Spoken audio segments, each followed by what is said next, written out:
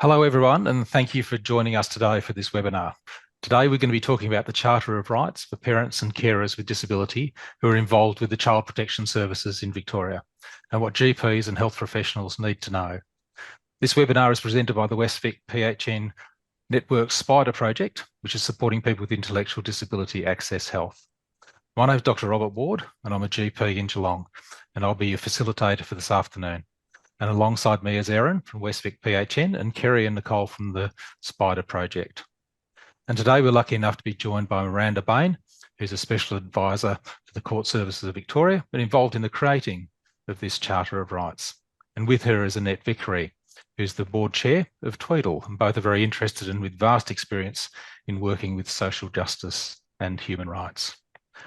Before we begin, I'd like to acknowledge the traditional owners and custodians of the unceded lands and waterways from which we're all zooming in from today. We recognise their diversity and resilience and the ongoing place that First Peoples hold in our communities. We pay our respects to the elders, both past, present, and commit to working together in the spirit of mutual understanding, respect and reconciliation. And we support self-determination for First Nations people and organisations. So just a little bit of housekeeping. You better view the majority of the webinar recordings freely on the PHN Learn YouTube channel. We'll be putting a link to access to our recording of webinar events in the chat, and to see our upcoming events on the screen now, you can register for events on the website. We'll also put this link in the chat for you as well. I'd like to just highlight a few key face-to-face networking events that are happening across Western Victoria during March. So please take advantage of the opportunity to network with peers and enjoy a complimentary meal at either a GP dinner or a practice manager or practice nurse breakfast in your region. So registrations are now open and the list is on your screen there.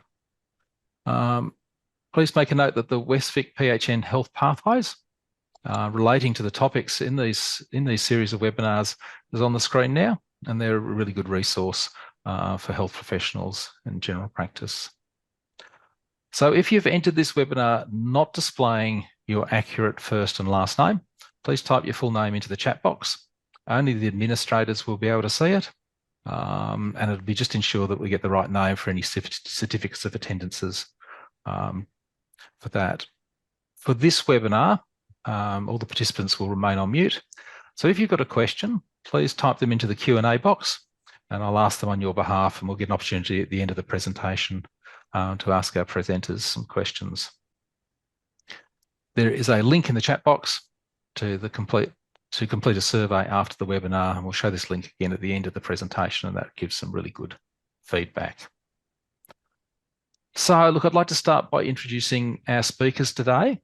We're very fortunate to have Miranda Bain, who's a special advisor to the Office of the CEO of the Court of Victoria, and she's also the Deputy Chair for the Funds in Court Human Rights Advisory Commission, and one of the drivers of development of this Charter of Rights.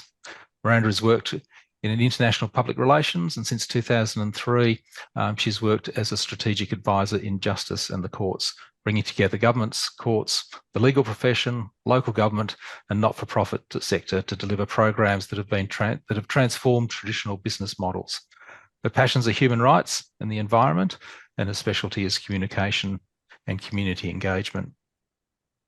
And with Miranda today, we have Annette Vickery, and she is the board chair of Tweedle, and she's a proud Gadimitja Mara woman with extensive experience across public, private and community sectors. She's an active interest in social justice and human rights, and is a lecturer at the Victorian University on the social determinants of Aboriginal health. And Annette has been on the board of Tweedle since 2018. So welcome very much, both of you. And I'm really looking forward to hearing your talk today on the Charter of Rights. I might hand over to Miranda.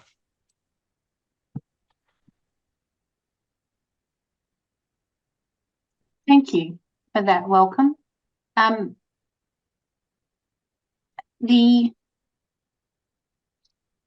I want just to take a moment to thank Kay Robinson and the group for the extraordinary work that they've been doing with supporting people with an intellectual disability.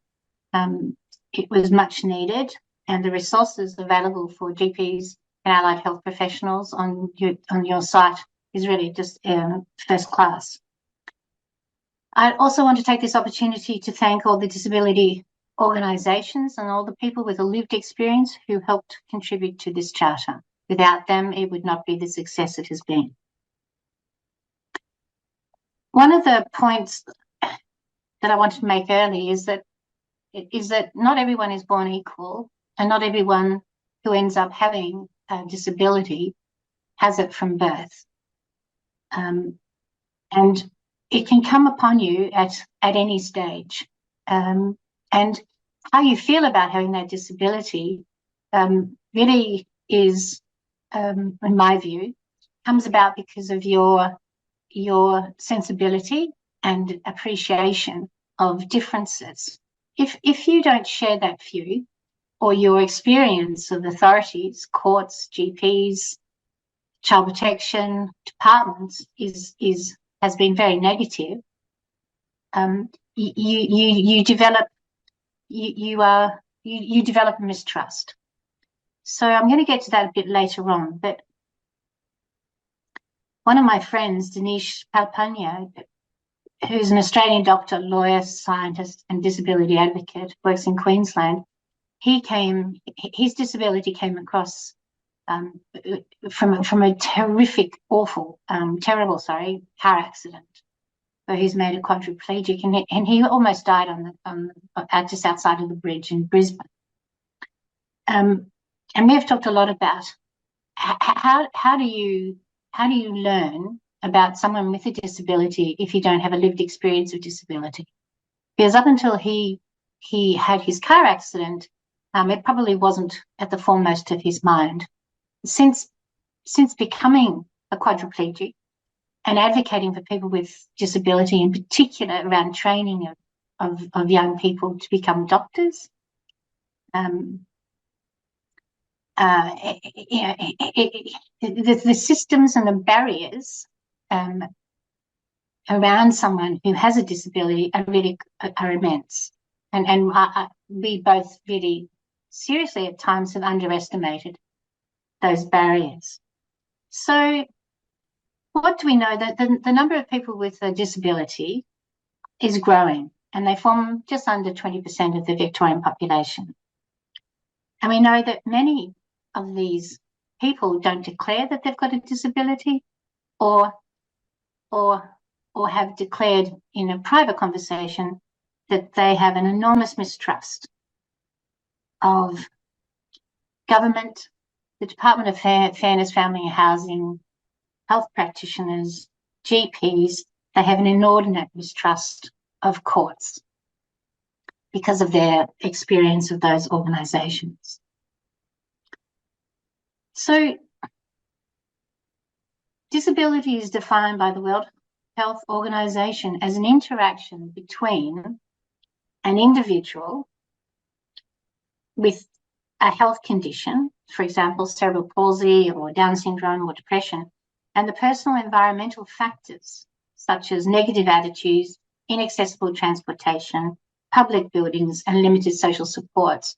So when I think about some of the medical practitioners that I've met in Melbourne, one of them, when they began their medical training, grew unwell. He then ended up having cancer on the spine, ended up being in a wheelchair. At the time of which he was being trained, he couldn't get access to the medical building at Royal Melbourne. Such was the extraordinary barrier to him to continue on with his medical studies. He eventually, of course, overcame that and graduated.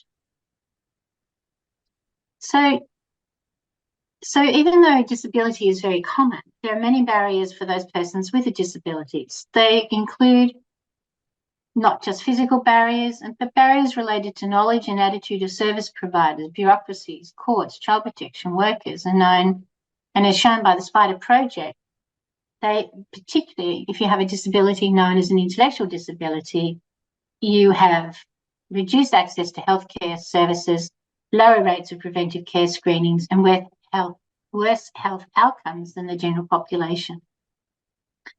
In the handouts to this PowerPoint presentation, I will provide links to current research that explains and demonstrates some of these results.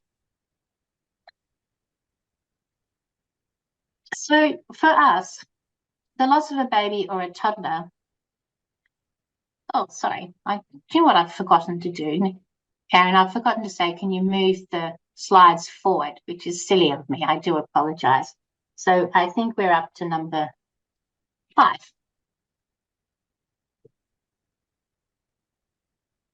Yep, that one. Thank you. And when I finish talking, I'll ask you to move the next slide on. So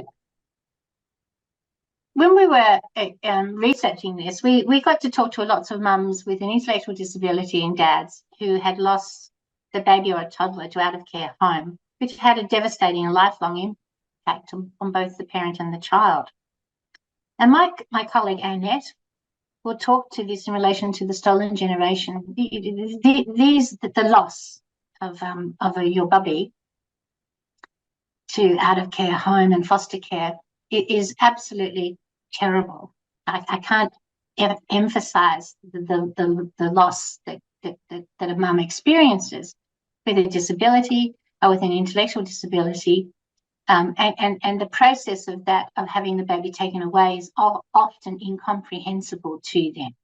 So it's a little bit like me turning up in the emergency department in Mexico one year, and I couldn't understand anything that anyone was saying, and I had a nail in my foot.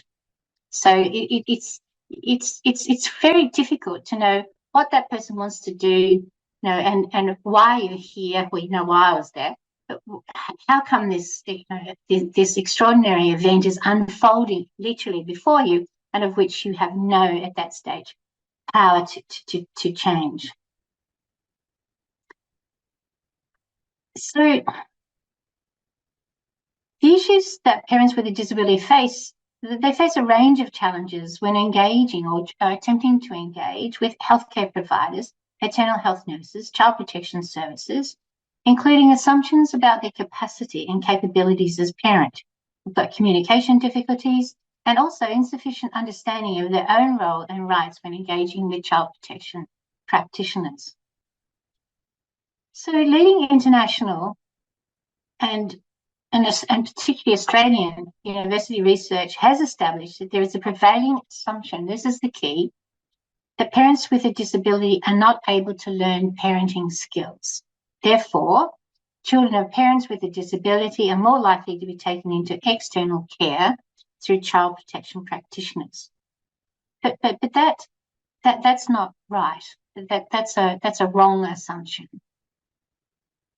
So what our research showed, and that others' research grew to show, that many parents with a disability, in particular with an intellectual disability, can be taught and shown how to raise their baby in their own home with support from child protection practitioners, including their own supports.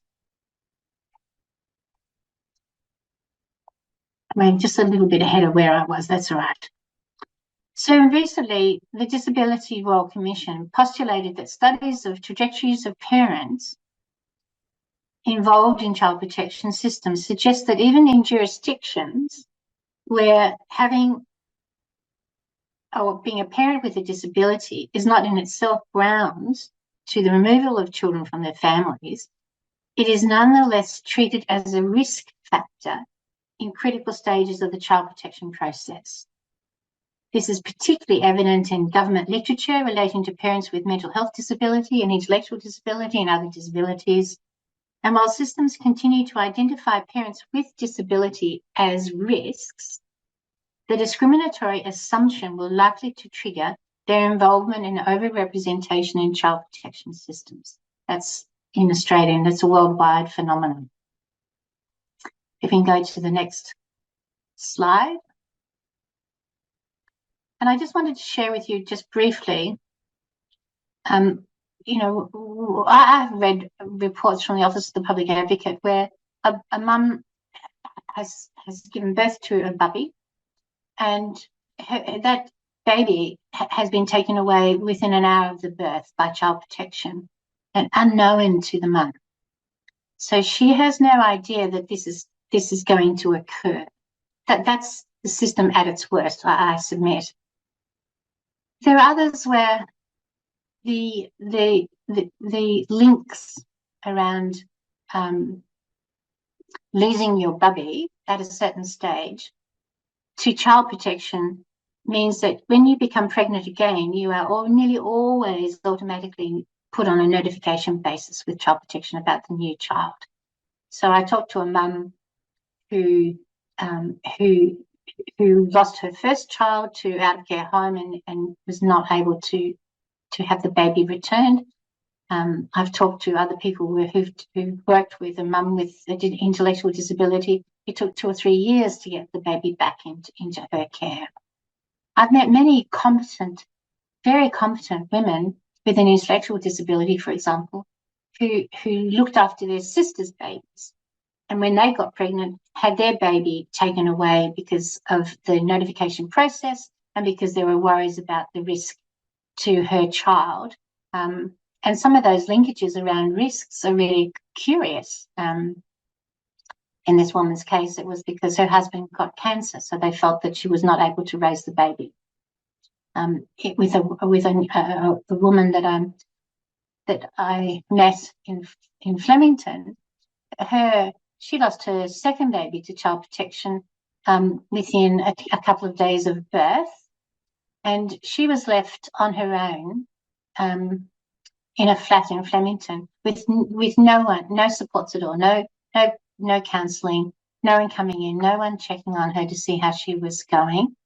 And her loss and grief was terrible. It was just a shocking thing to hear, and her inability to understand what had happened. That was one of the key things. How come? Often a question asked. So we're at a great time where all of us involved, one way or another, in the various systems that play out, we've got an opportunity to make a difference and to really think about our involvement in changing the trajectory of this cohort. And what we are learning, or what research is showing, even though I think it's been knowledge that we've had for a long period of time, at least since the 1990s, is that it's not a question of capacity so much as there's an increased focus on the kinds of support that a mum or dad needs to raise their babies, and that's really around a thing called contextual learning. So we're up to, I've done it again, Erin. I'm up to, sorry, slide 7. There must be something about, right, I'll try and do this properly. Please forgive. So there's a man who began working with, in Canada, working with women with an intellectual disability and child protection and educating them in the home. And really that was the beginning for our cohort about the role of contextual learning, because they will learn in the context of parenting in their own home. And that learning in that context means that they can apply the skills. I remember I met Morris on many occasions, and he said, of course, if you're a young person with an intellectual disability, you are quite often put, you left the care of your biological mum and dad and you went into foster care. In foster care, that environment meant that you weren't shown love necessarily, and that you weren't able to experience those key factors that child protection looks for when they're deciding whether or not you are a parent at risk. So, what Morris was able to demonstrate ably and evaluated many times and duplicated in other countries around the world was that if you could have child protection in the room with the mum and dad, and we could all agree on what they were looking for, to reduce their level of anxiety about the risk to the baby, then if that could be agreed to, a mum with an intellectual disability or a dad with an intellectual disability, and certainly anyone with a disability, could be shown how to raise their baby. The success of that program went on everywhere, and we tried to actually raise funds for that in Australia, but we failed to do that. It wasn't Australian made, and the department at that time did not want to support the Canadian program. So if we go to the next slide. So from 2016, I ran the Human Rights Advisory Committee, which is now the Disability Advisory Committee. There was an initiative of mine, and it was, and we did lots of fantastic things. So we engaged Annette, human rights lawyers, academics, who all worked on a voluntary basis to research and consider the practical steps that could be taken to support the human rights of people with a disability engaging with child protection. From this early work, the Charter was developed always in consultation with the Department, Child Protection and Child Protection Policy Units, and persons with a lived experience of disability. So child protection has been with us for a long time, and we have always engaged with them because it was important that everyone who's a party to this, in this journey, needed to be heard, and they needed to have their voice recognised.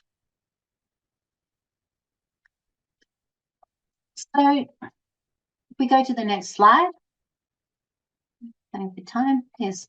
So the goal of the Charter is for the rights of parents and carers with a disability who have an involvement with the Victorian Child Protection Service to be better reflected and understood in all the interactions with child protection practitioners, where the goals and aspirations of both parties can be achieved.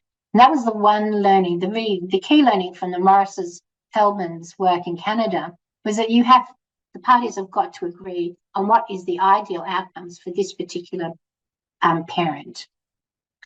But the right to parent one's child was considered within the context of the right of children to be safe and have their basic care needs met in parental care. And this led to the view that parents and carers with a disability require support to understand and engage in processes involving child protection.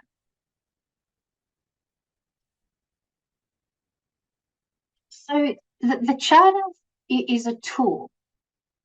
It's a tool around unification. And it's a tool for you and others involved in the patient's journey to use, to engage with a person with a disability, to make family unification more possible, knowing that having a person with a disability, in particular a person with an intellectual disability, is not a risk. And this is fully supported by research here and international research. I met just recently with the Deputy Secretary of the Department of Fairness, Family and Housing, who stated now that the Charter informs all child protection practice. It has had a positive and meaningful impact on their staff and on the change in outcomes for a person with a disability who have an involvement with child protection. It's a wonderful, wonderful tool.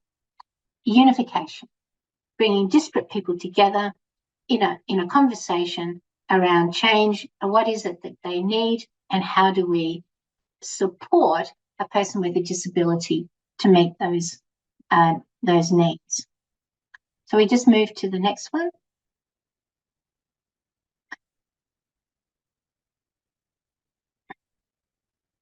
So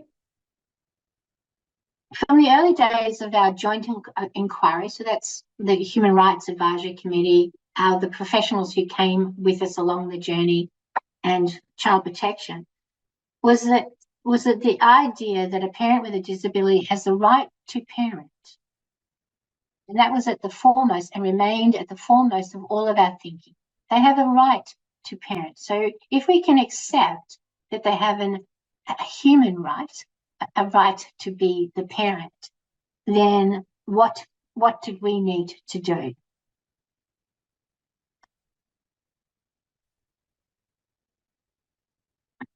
So we go to the next. I mean, I just wanted to reference the Australian Charter for Healthcare Rights, because that's something that everyone would be aware of. It's the idea, why a charter? Well, a charter sets a framework for a conversation between the patient and the practitioner, and it kind of just makes it equal. And one of the things that the women and men who have a disability expressed in the various consultations over many years was that it wasn't, the system wasn't fair to them. They didn't feel that they were heard. Things happened, often without explanation. And there's a process, isn't there, where we have systems in place. We certainly do in courts, where we have systems in place, and some of those systems just remain invisible. They make sense to us, because we spend our lives there. But a person coming into that environment may not have any understanding of why things are happening to them.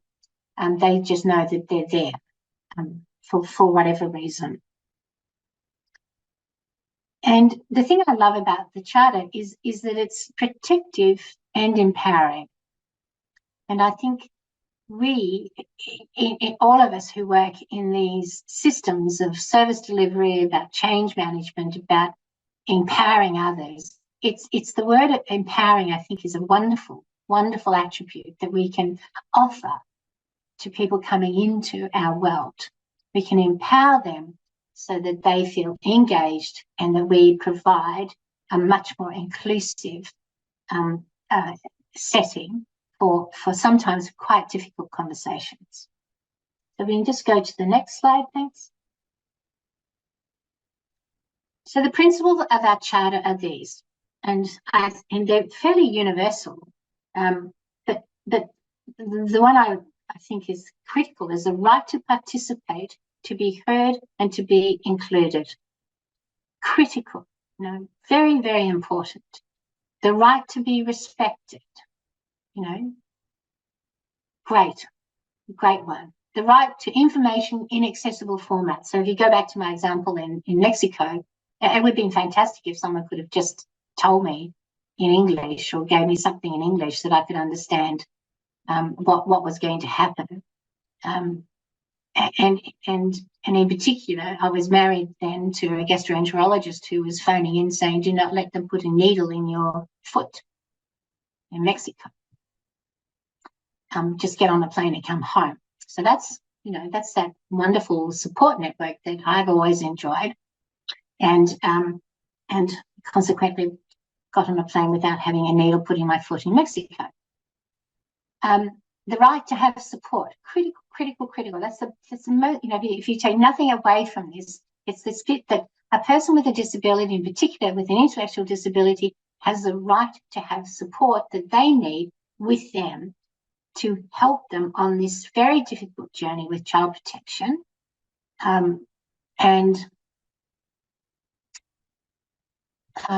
It's really very critical. And in light of that, the right to be treated fairly. So we can just move to the next one. I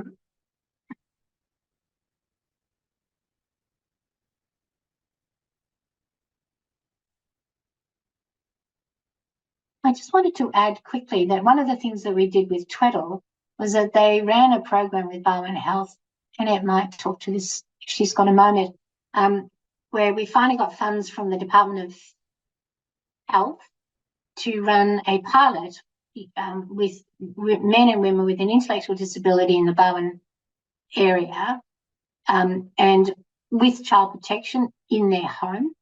And Tweddle runs a fantastic HOPES program, both in the home and offered in their hospital environment. And all those babies stay with their parents. So, one of the things when you think about contextual learning. It's not just for the mum and the parents. It's for the person who's in interacting with them, whatever the allied health professional is. But it's also for child protection. And one of the things that we've recently learned is that, for example, if you're a lawyer with Victorian Legal Aid, they are using the Charter and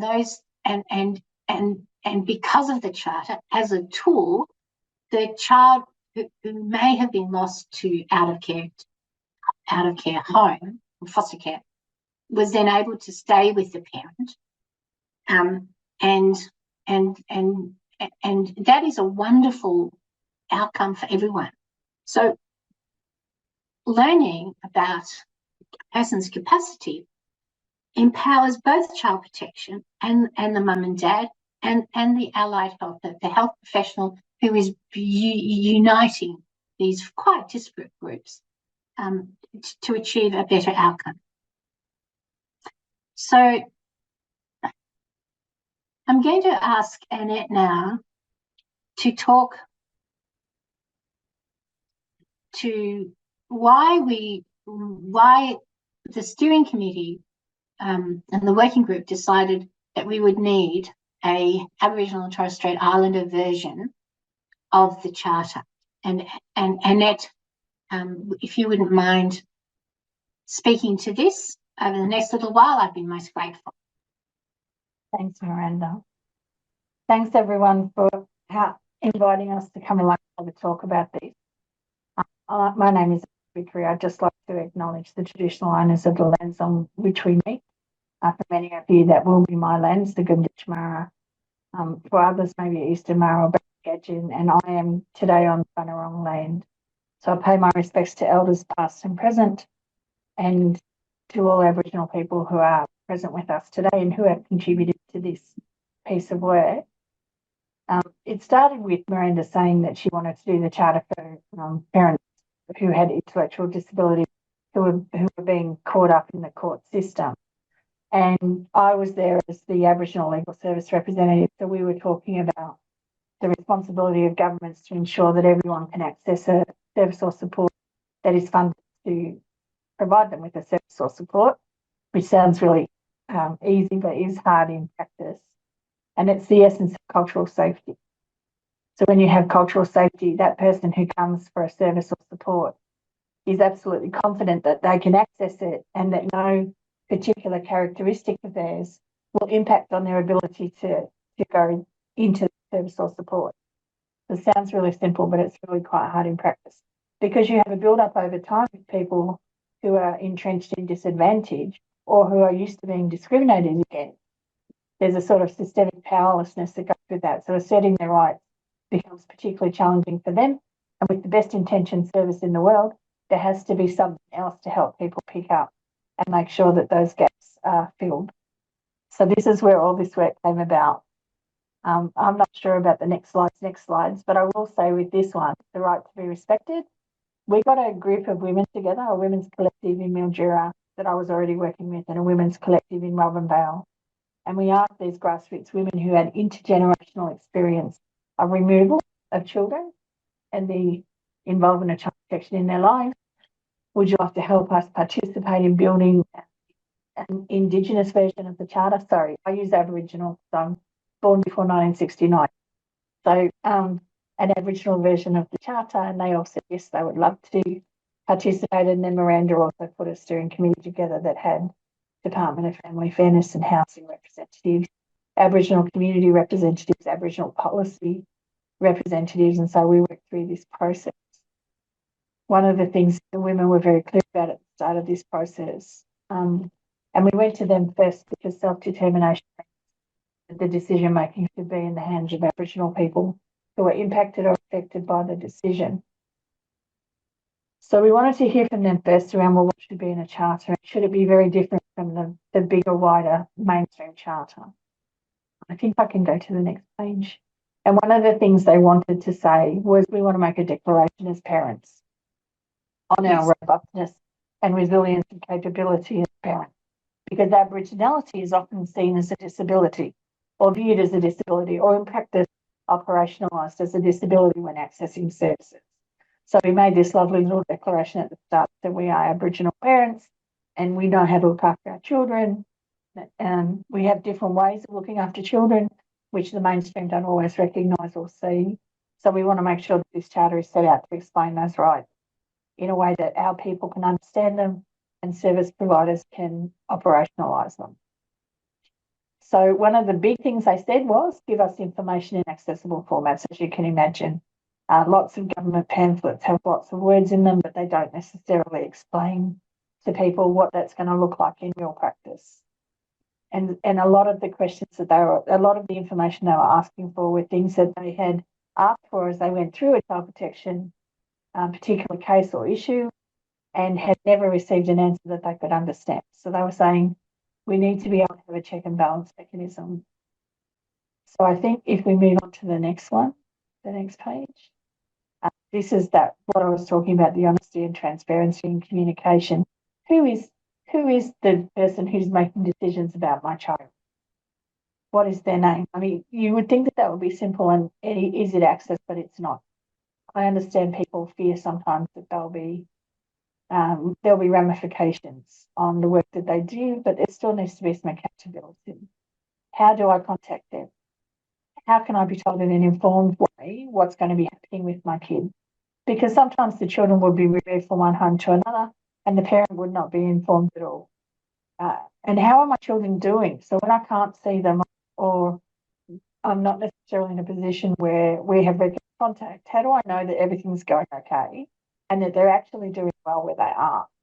I've done a lot of work in child protection and I've got to tell you, the stories that you hear from families are very different to the stories that you hear from case managers. And I don't believe that there's an intention to harm, but I do believe there's a lot of unconscious bias and systemic invisible barriers in the way that people navigate this system when they're not actually working in a government department. And even some of the women we spoke to are long-term public servants. So they know how to navigate a bureaucracy and they were still struggling to get this information. So we wrote it into the charter because that's what they asked us to do. And the next page. And you'll see that it echoes the mainstream one, very much so. It's just got a little more detail, some of that amplification and simplification of information. So they absolutely want us to make sure that everybody who got given this document would understand that they had a right to a support person. In Aboriginal communities, and I'm sure you all know that, you work with Aboriginal community, they're not always able to ask the question. And I would say I'm usually the family member that people say, can you come to the doctor and ask the question? Because they won't listen to me or I'm not sure how to ask the question. So can you just come along and help? It's very hard in this system to be able to have an informal support person like that. But if you allow for that, then the parent has much more confidence that they're getting the information that they require. They have somebody who's essentially an advocate for the way that they want to communicate. So I think these things are really practical and quite simple to operationalise. I need some reasonable adjustments to help me participate. So that can be lots of different things. Childcare.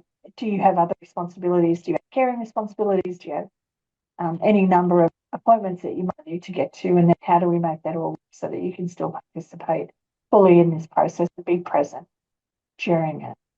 So we go on to the next slide, I think. The right to be treated fairly, there was a fair amount of robust debate around that because fairness can be quite subjective. So a process that says you'll take everyone's rights into account does not necessarily mean that will be done every single time in a way that person understands what their rights are and can advocate if they feel that their rights aren't being protected or supported. I think there's a fair amount of that discussion's been around for years around equity. What is equity and what is inclusion? What is that versus what is actually being bespoke? And saying Aboriginal communities are different because they are living on the land they were dispossessed from. There's an impact of ongoing colonisation. There's generational interest, generational disadvantage, and that creates a disengaged and powerless client versus somebody who's never had a day's worry in their life, has always had enough food, has always been able to go to school, has always been able to get a job. And so when you're working with people with that sort of systemic disadvantage threaded through their families, and there just needs to be a little more time taken and a little more sensitivity taken around fairness is, and providing as much control as you can to the client. The client drives the experience, and that means sometimes that there'll be a lot of discussion and questions will be asked over and over again, but it's the way the client needs to get the information so that they can truly process it and participate in decision making. So it's all fair. And I think the next slide, I think that might be it. Yeah. Can you just talk a little bit about the stolen generation? Because one of the women who worked with us, you know, it was horrific listening that she was a part of the stolen generation and her children were, you know, removed for whatever reason, and her grandchildren. And her grandchildren and her great grandchildren. So yeah. She's been raising her great grandchildren. She's still fighting for permanent guardianship or custody of those children. So thanks, Miranda, for reminding me, because she was a particularly interesting case study, because she'd been removed from her family at a very young age, and then she left the institution she was placed in and walked back to some 200 kilometres away, I think, when she was just a child. And then she spent the rest of her life entrenched in this assumption that her family weren't capable parents. The big family, Aboriginal family, up on the river, and all of them have had child protection interventions of some sort.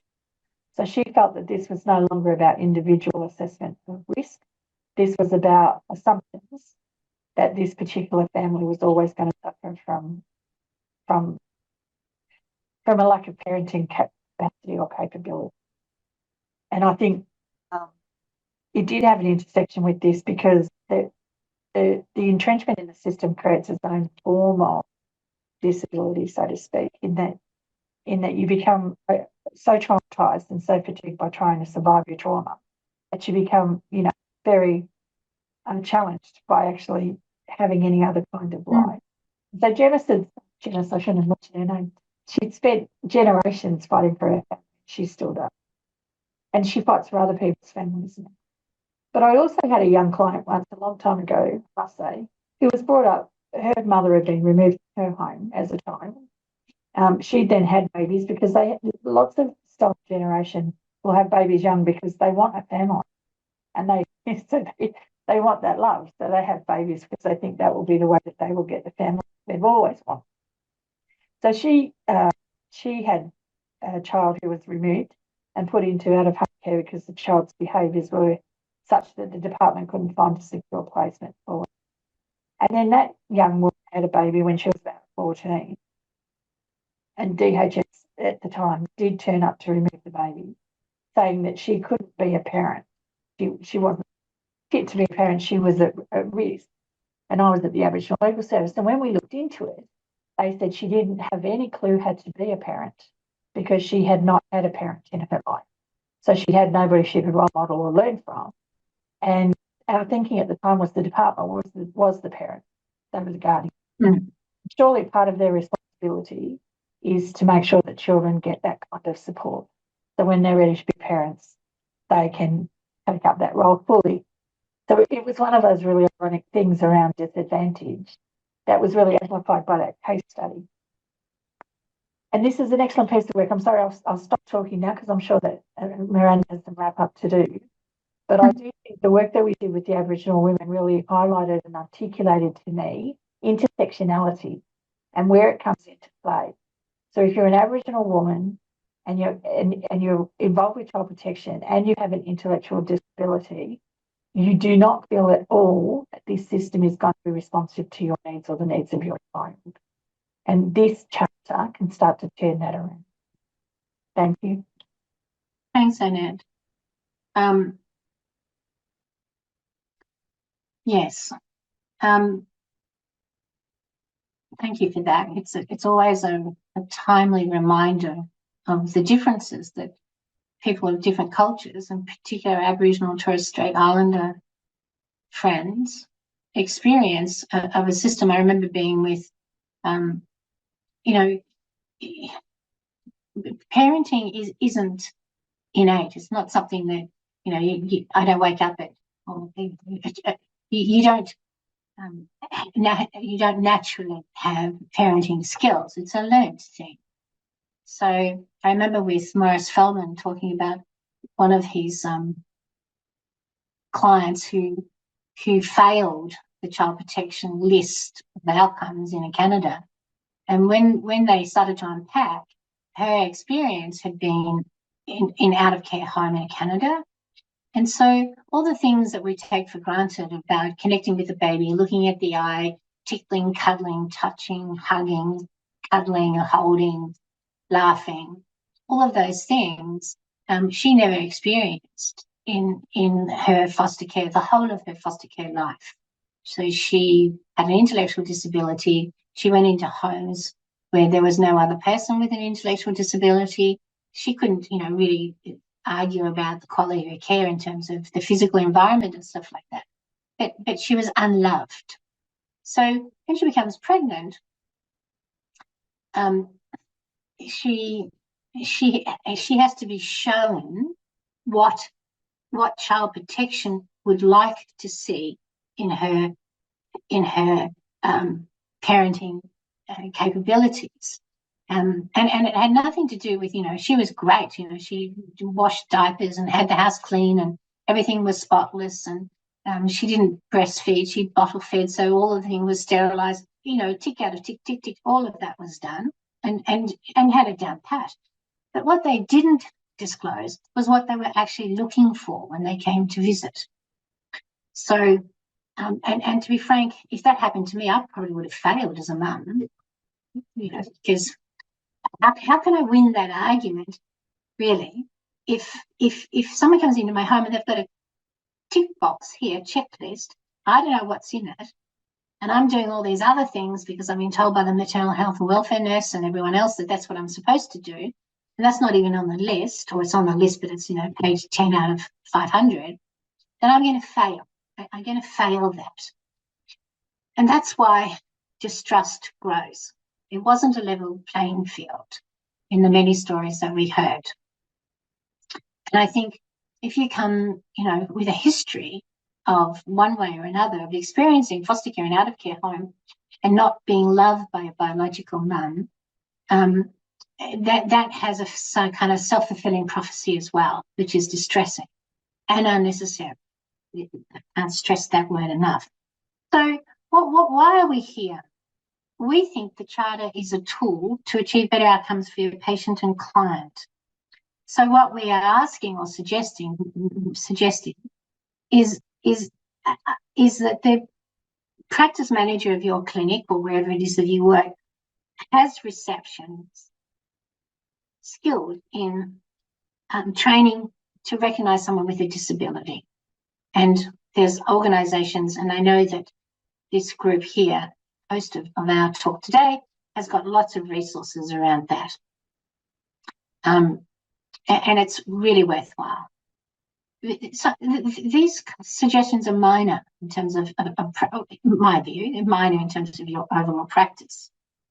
Once identified, then it would be fantastic to have a longer appointment time, because I know, having worked with working groups, many with an intellectual disability, a range of disabilities around human rights, my main human rights committee would take about an hour. My working group with young people with a disability always took a longer time. I always allowed 2.5 hours or 2 hours at least, so that they would have time to absorb what we were asking of them, and then for them to reflect and contribute on the day so that their voices were heard, always with the opportunity to be able to come back and provide suggestions around key issues. The longer consultation time, I think, is really critical. So, my suggestion is that if you identify with someone identifies with a disability, make the appointment early. Because one of the things I've learned about people with a disability, my God, they turn up on time. They're fantastic. And never compromised, if you get my meaning.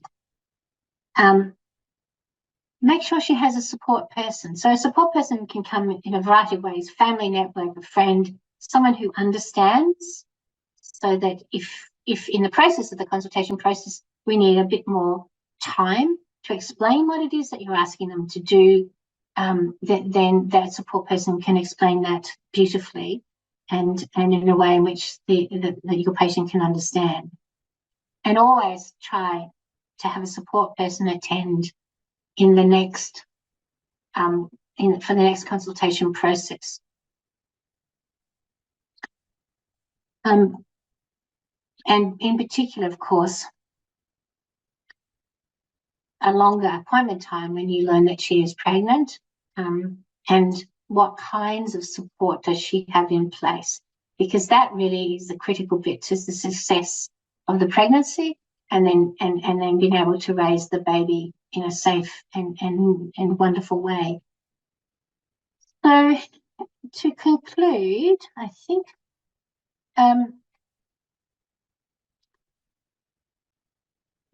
on this last slide, there is lots of resources available in the Charter is available in both formats, in a digital format, in an accessible format. We would really appreciate having your patient know about the Charter and have access to the Charter when you're talking with them. So that can just be access on your phone or forward to their phone as well. So that's just a click of a button. Make sure that the support person in the room with them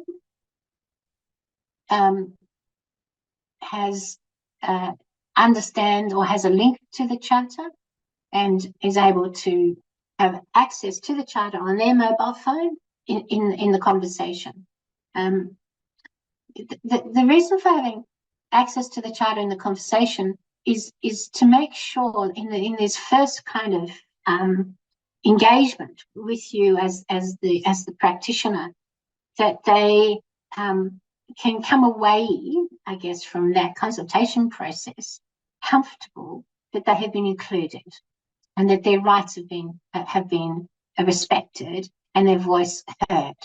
And as I've said, the Charter, it's a tool for engagement and empowering. So and we completely respect that a clinic, a hospital, an environment is always very busy. It's the same as a court. We're always busy. We have a 45-minute turnaround time for a VCAT hearing. We have 60,000 VCAT hearings a day. We have 75,000 hearings in the magistrates' court, less so in the Supreme Court, and less, well, it's about 4,000 or something in the county court. So we're all under the gun in terms of time. But you guys, in your particular field, you have a wonderful opportunity to engage with a person with a disability, and particularly with an intellectual disability, and have them with you on the journey. I think that would be a great outcome. And for us working together using the tool, we change their predicament. We change the trajectory of having them lose their bubbies and toddlers into foster care, because it's very, very hard to once you have lost your baby into that process, that system, it's very difficult to get them back. And we have to change legislation really for that to occur. And appreciate that, one of the wonderful things about being a doctor or a nurse or a maternal health and welfare nurse is that, this ability that use the tool to build trust between you and the patient and the client and the support person. Because that trust is something that is really missing from so many systems, and it's so easily able to be regained. That's our experience with using the tool, is that trust is something that was not in the room and comes back into the room. And I think on that note, we are 5 minutes to go, and I'm happy to take any questions. Thank you, Robert. Look, thanks very much, Miranda. I'm looking in the Q&A box, and there are no questions at the moment. I probably just wanted to make a couple of comments. Certainly as a GP, I had not heard of this charter until we were doing this presentation today. So thank you for your work with that. And it is very empowering. And I think it's a great document for people to be able to find their voice really, and to empower them and to include them in a process that I would imagine would be incredibly overwhelming. I was really struck at the start of your talk when you spoke about losing a baby, because to me as a doctor that came as a totally, and that to put it in the context of losing a baby to the system and not from a medical, it was quite grating for me I had never thought it in that perspective, and to see that grief and the effect it has on mums and families. And it is losing a baby, which we would think about it in some contexts, but often not think about in the context of losing a baby to the system that we have created as a society. And I think what we've found, and Ed can talk to this too, is that, Aboriginal and Torres Strait Islander people, their history of us or Australia is completely contaminated with a history of losing, of being taken for whatever reason, and having their children taken for whatever reason, and now in this case the grandchildren taken for whatever reason. And I'm a mum and a grandma. I can't imagine. I actually can't imagine my loss if I was to lose one of my children now grown up to the system, and know that it's almost impossible, even with all of my attributes and education, everything else, to know that it's impossible really for me to get that child back. The thing that I wanted to add is that systems are rigid, and so one of the assumptions that we find with a systems approach is that you forget that people grow or change or they learn new skills. So the system that you put into place here today, it is it may not be relevant to the same person coming through your door in 5 years' time. So the systems don't allow for maturity, growth, learning skills, learning skills from neighbours, learning skills from the network, just getting older and more mature. And so if you were a mum with an intellectual disability, for example, I'm thinking of one in particular who lost the first baby when she was like 21, then got pregnant again at 27, 26. Child protection, she was already known to the system, so she loses the second child. In fact, I've met a woman who's lost 5 children to child protection. Never has been a proper mum because the system is looking after and taking care of her children. Her loss is horrific. She's just forever melancholy, depressed, worried. She's too frightened to talk. She's too frightened to go to child protection. She doesn't understand the law. She doesn't understand that, that she's lost them permanently. She still wants them back. It's a frightening world in which she lives. So, one of the reasons for the charter is that it allows the opportunity for trust to come back into the room. Really critical bit. And if you've lost a child, it's very difficult for you to trust child protection. And I think coming from a medical point of view, we do get, there are a lot of systems that we become used to and think that that's normal, and maybe we should challenge those systems a little bit more in time. Look, I think we are getting to the end of our session. There's the evaluation survey is on the screen there for evaluation. So if you can please take the time to complete that. I would so much like to thank Miranda and Annette for their time today and for their advocacy and their support of people with disability, and sort of bucking the system a little bit and trying to empower and include people with disability as they battle these systems. I'd like to thank Erin and Kerry and Nicole from the SPIDER team and the Westvic PHN, and also the ongoing thanks to West Vic PHN for their ongoing support to make healthcare more accessible for people with disability in our community. And a big thanks for everyone who's attending here today or watching at a later date. So thank you for caring, everyone. Bye-bye. Thank you. Thank you. Bye.